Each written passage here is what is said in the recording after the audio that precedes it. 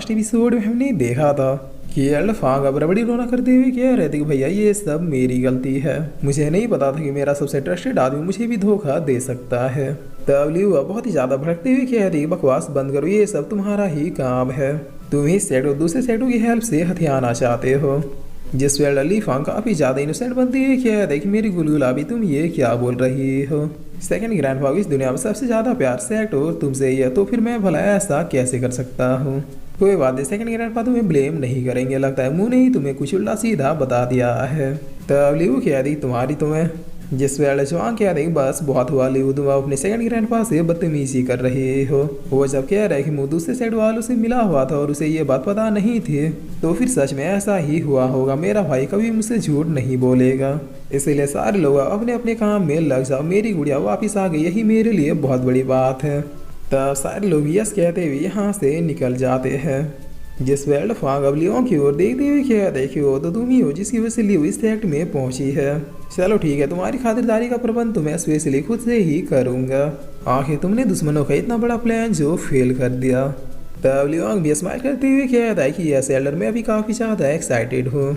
जिस पर कुछ देर के बाद हेड जवांग अपने पैलेस में एल्डर फांग से पूछते हैं कि मुझे सच सच बताओ, क्या वाकई में तुम्हें नहीं पता था कि मुंह दूसरे सेक्ट वालों से मिला हुआ है। तब एल्फांग कह रहा है बड़े भैया, अगर मुझे पता होता तो फिर मैं लीवू को लाने के लिए उसे क्यों भेजता, और वैसे भी मुंह ने लीवू कुछ किया भी नहीं था, सिर्फ सेट में आके कश्तील से मारा गया। इसका मतलब कोई अदर सेट वाले हम दोनों भाइयों के बीच के प्यार और भरोसे को तोड़ना चाहते हैं ताकि हम दोनों एक दूसरे के खिलाफ हो जाएं। जिस पर एल्फांग कह रहा है सॉरी फांग, मैं भी लीवू की बातों में आकर थोड़ा सा डाइवर्ट हो गया था।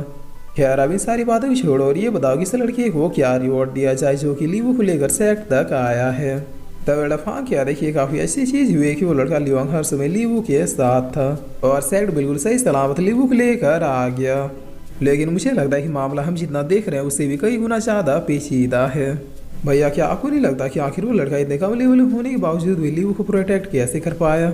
जिस वेल जवान कह रहे कि हाँ मेरे भी मन में पहला सवाल यही आया था कि आखिर एक फाउंडेशन रिलम का लड़का इतने बड़े बड़े सेक्टों के डिसाइबल से फाइट कैसे कर सकता है। और लीवू तो बता रहे थे कि उसने टाइम सेक्टर उसी सेक्ट के कई बड़े बड़े गोल्डन रिलम के कल्टीवेटरों को खत्म किया है, क्या वाकई में ऐसा होना पॉसिबल है। तब एल्फांग कह रहे कि आपकी लली बताए आपको क्या लग रहा है। जिस वेल जवान कह रहे कि हमारी लीवू आज तक कभी भी सेक्ट से बाहर नहीं गए थे, वो जब 3 साल की थी तब से ही उसने सिर्फ कल्टीवेशन पर ही ध्यान दिया है, ना तो उसने कभी किसी लड़के या फिर लड़की को दोस्त बनाया या फिर किसी और से कभी बातें की सिवाय मुझे छोड़कर। लेकिन उस लड़के लियोंग के साथ वो कुछ दिन बाहर क्या रही, वो सारा दिन उसी के बारे में बातें करते रहती है। मुझे लगता है हमारी बिटिया को वो लड़का पसंद आ गया, इसीलिए उसके बारे में वो बढ़ा चढ़ा कर बोल रही है। बट मैं अपने लीवू की शादी एक मामूली डिसाइबल से कभी भी नहीं कर सकता, वो इमॉर्टल सेक्ट की होने वाली सक्सेसर है, उसकी शादी जिससे भी होगी वो एक महान कल्टीवेटर होगा, ना कि कोई गैर मामूली डिसाइपल। तब एल्फांग क्या देखे अगर ऐसी बात है तो फिर हम उस लड़के को ज़्यादा कुछ रिवॉर्ड नहीं देंगे, सिर्फ कुछ मामूली पिल्स और ट्रेनिंग का मटेरियल दे देते हैं। उसके बाद सीक्रेटली मैं उस लड़के पर नज़र रखूंगा कि क्या वो भी लीवू को लाइक करता है या फिर नहीं। अगर करता हुआ तो हम लोग तुरंत उस लड़के को इस सेक्ट से निकाल देंगे ताकि लीवू इन फालतू चीज़ों में डिस्ट्रैक्ट ना हो जाए।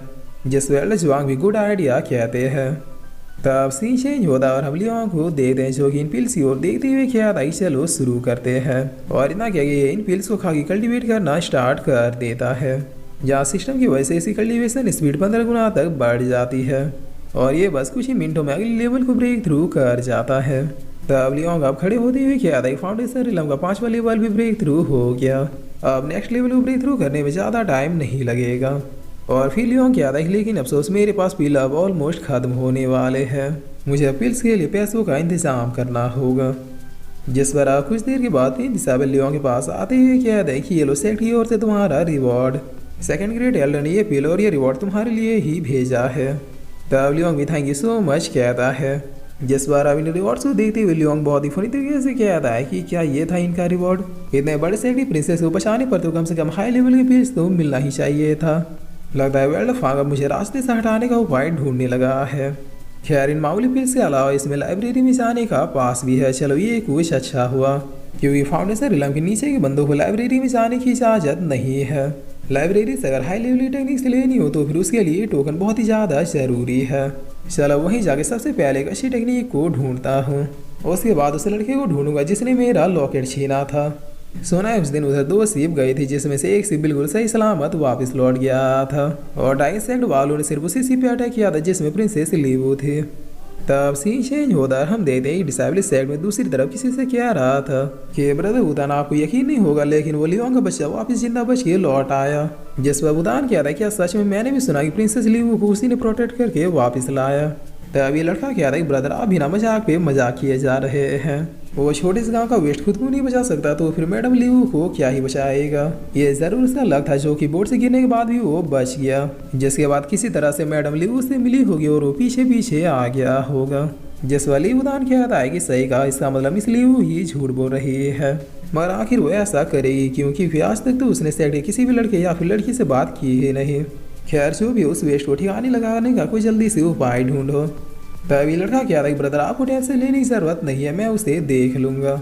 जसवा उदान क्या था इस सेट में फाइट अलाउड नहीं है, इसलिए चालाकी से काम लेना। तभी लड़का भी यस ब्रदर कहता है और अब सीन चेंज होता है और हम लाइब्रेरी का सीन देखते हैं, जहाँ पर पहुंच के लियो लाइब्रेरी मास्टर से कहता है कि एल्डर मुझे स्काई मार्शल आर्ट टेक्निक चाहिए। तब इसे देखते हुए आसपास के डिसाइबल कहने लगते हैं कि ये तो वेस्ट लियो है, आखिर इसे लाइब्रेरी में एंट्री मिली कैसे। जिस पर कुछ और डिसाइबल कहने लगता है कि सुना मिस लियो की जान बचाकर यही सेक्ट वापिस लाया है, शायद उसी की वजह से कम लेवल में होने के बावजूद भी इसे लाइब्रेरी में घुसने का परमिट मिल गया।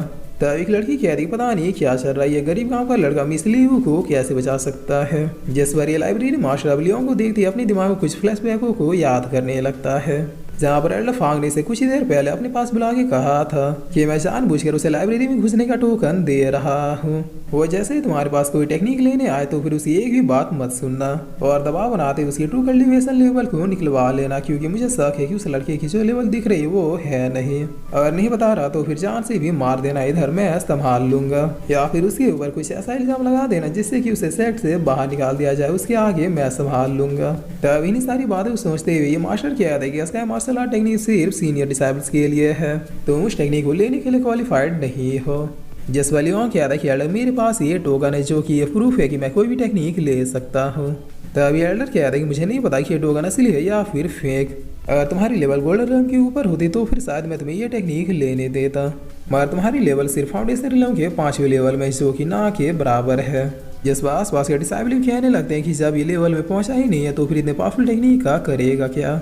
वैसे भी जब से ये गवार इस सेक्ट में आया तब से कुछ खास इंप्रूवमेंट नहीं किया है। तब लियोंग फॉर्म में आते हुए क्या था कि ये टोकन खुद हेड जुआंग से अप्रूव्ड है, जिसमें साफ साफ लिखा है कि ये टोकन जिसके पास भी होगा वो लाइब्रेरी से कोई भी टेक्निक ले सकता है। तो फिर तुम कौन होते हो इस टोकन को ना मानने वाले। टेक्निक तो मैं यहाँ से लेकर ही जाऊंगा, मैं भी देखता हूँ कि मुझे कौन रोकता है। जिस लियों की ना कहते ये मास्टर अपने ऑरा को अपेयर करते हुए लियों को पीछे धकेल देता है और काफी ज्यादा गुस्से में कह रहा है बादशाह तुम्हारी इतनी हिम्मत की तुम मुझसे ऐसे बात करो। तब आसपास के डिसाइबल हंसते हुए कह रहा है कि सारा देखो इस बादशाह की हिम्मत को, इसने लाइब्रेरी मास्टर को भी गुस्सा दिला दिया। अरे जाओ रे जल्दी से कोई पॉपकॉर्न लेके आओ, आज ये अच्छे से पीटेगा। और फिर इसी के साथ ही एपिसोड यहीं पे खत्म होता है।